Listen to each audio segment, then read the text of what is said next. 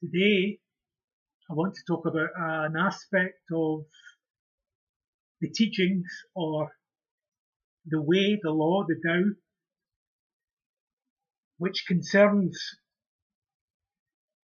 pure intelligence or pure adaptation. Now, I'm referring to a state of complete innocence and purity, which is ungoverned by any form of conditioning or knowledge or learning. It's a state or condition which is free of conditions, paradoxically. It's absolutely free and pure. If you were to call it anything, it would be the source of pure intelligence itself. And it's simply a matter then of adapting oneself to this intelligence, to this unnameable force of the cosmos, creation of life. So it really has nothing to do then with being spiritual or becoming anything. It has nothing to do with your plans, your goals, hopes and dreams. It has nothing to do with your personal self even. It is simply an adaptation to the flow, an adaptation to the universe as it happens now, moment by moment, manifesting through you original purity, manifesting, if you like to call it that, the dream of the Creator itself. Some call it God, others call it Spirit.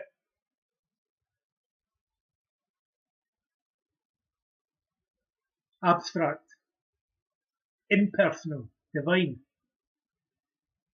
But whatever names you choose to attribute it to, with whatever qualities you associate with it, those are secondary. I mean, they're not the primary cause.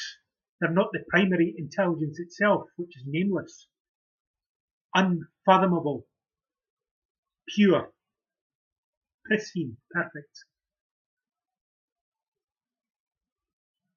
It's like a child. Imagine yourself as a child without any concerns other than what you are witnessing presently. You know it, but you don't know how you know it because you can't use language. Words simply do not arise in your consciousness. There's no ego there. There's only receptivity, pure adaptation. You don't have a name for it. You don't know what to call it. All you can simply do is make a noise, like the student who is trying to unravel the koan to the Zen master, and he comes up with all kinds of intellectual, sophisticated explanations, which are a product of his conditioning, reason, imagination, expertise, and so on. But his cup is not yet empty. That student hadn't seen the Tao, reality in its pure unconditioned state, its formless state, before forms arise. So there's no, because the student has no way of knowing it through words or explanations as instructed by the master. He simply has to communicate this realization or enlightenment instantaneously to the master. And it usually comes in the form of a sound or a spontaneous action. It simply arises spontaneously in the moment without any thought, without any doing, without any action. It just springs from the well of creation itself.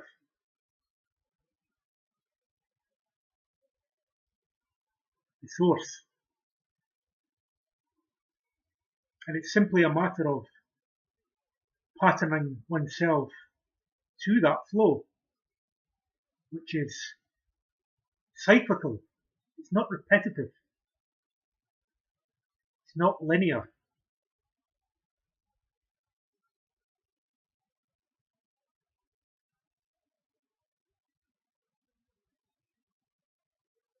Now it can manifest as a sphere, or as an ongoing cycle, or a law. Whatever is manifest is perfection. It simply is the continual unfolding of manifest perfection. There's no qualities or attributes to it, or rather, those come secondary.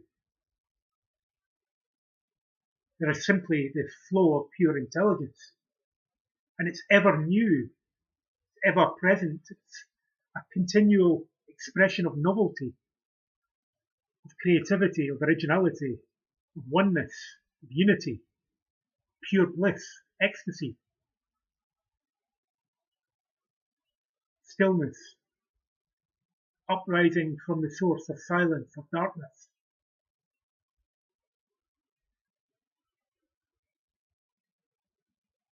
Before the qualities of light, dark, hot, cold.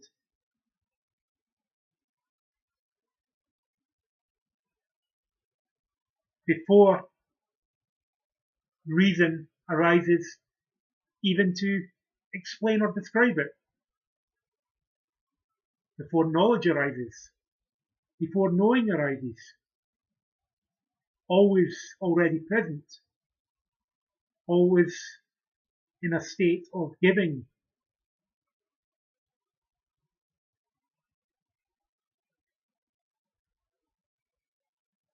In fact, it neither gives nor receives. It's always already in a state of pure acceptance. You don't even need to accept it or embrace it or do anything about it. You don't even need to understand it because it can't be understood. This is what Socrates, the Greek philosopher, said when he said, I only know one thing, and that is I know nothing. He didn't know anything. And in that state of not knowing, paradoxically, Socrates knew everything. Of course, this wasn't a man of society. It wasn't a man of conditioning, of patterning to the norms of everyday people. But he wasn't separate from everyday people. He wasn't separate from society. He wasn't separate from God, from creation, from source, intelligence.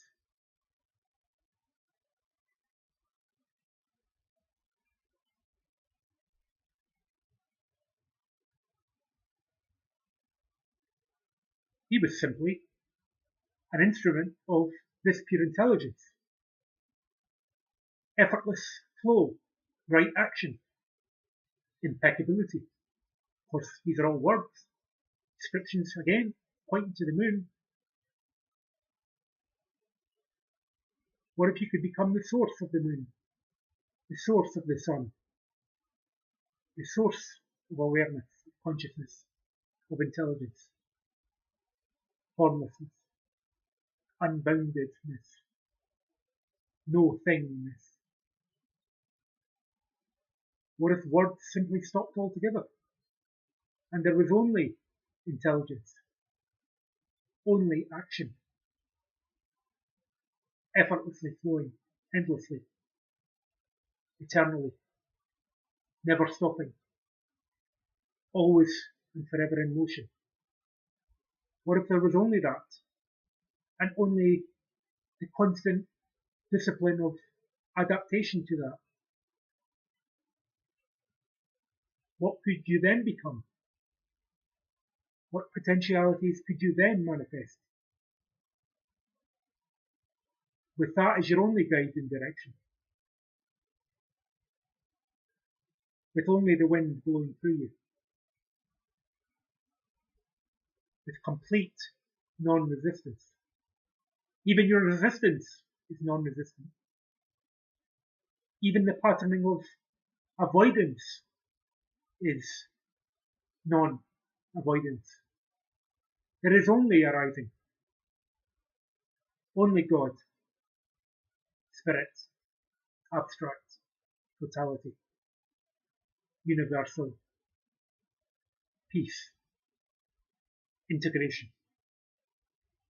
What if this already existed, absolutely, now and perfectly, and nothing could exist outside of that frame? What if there could be nothing else but the manifestation of the pure unmanifest source in every form, in every type of manifestation,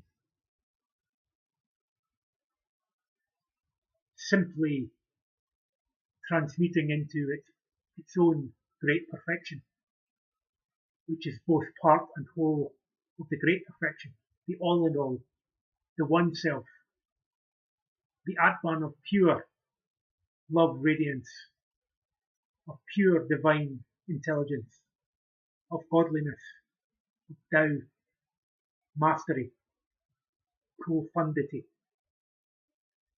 What if there were only that? Only that.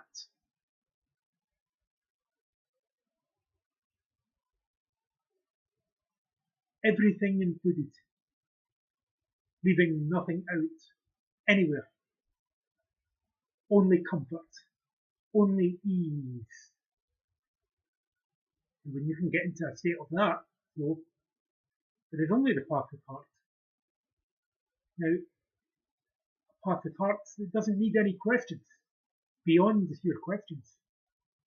The heart, your heart, which is connected to your soul, your unique expression of the one divine consciousness.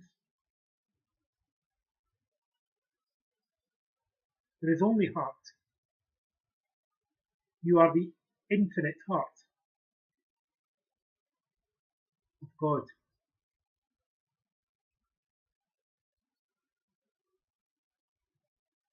Even before God came to know himself as God, you are that one. Right now, with no separation existing anywhere whatsoever, ever. What would life look like then?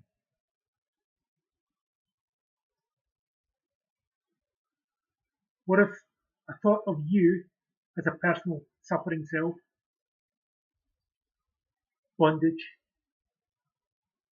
limitation, disease, decay, birth and death, the eternal cycle of recurrence, was never to arise? What if problems were never to arise? What if you were never to arise again? And there is only adaptation, only God, only life itself. Don't even need God then. It's just functioning, right? Pure functioning.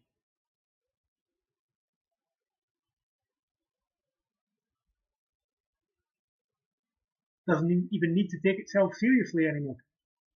Call itself anything. become or be anything.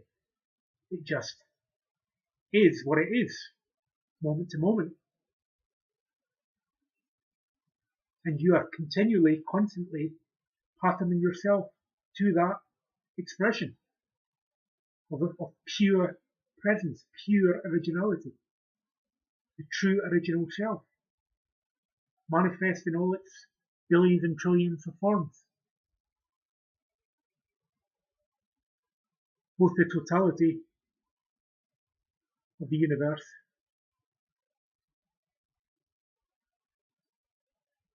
and its most infinitesimal expression, like a flash, a photon in an endless sea of photons, down to the tiniest subatomic particles, right down to neutrons, neutrinos, protons. Before that, even the original matter. What if you were that original matter? You're already the eternal substance of the light. You don't need to even evolve beyond that state. You see, you're simply the original substance of the universe itself. That's it. And the full and free expression of that substance. That's all you are. And this is happening right now, all the time. It's just a matter of being consistently attuned to it.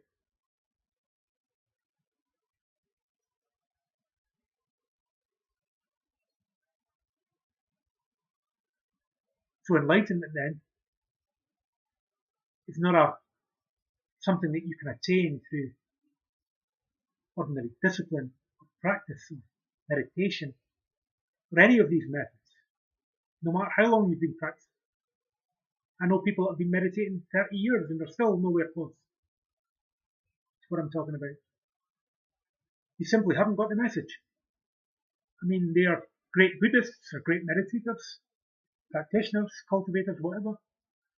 They've got the body in shape, they've got the mind ordered, they've got their life ordered.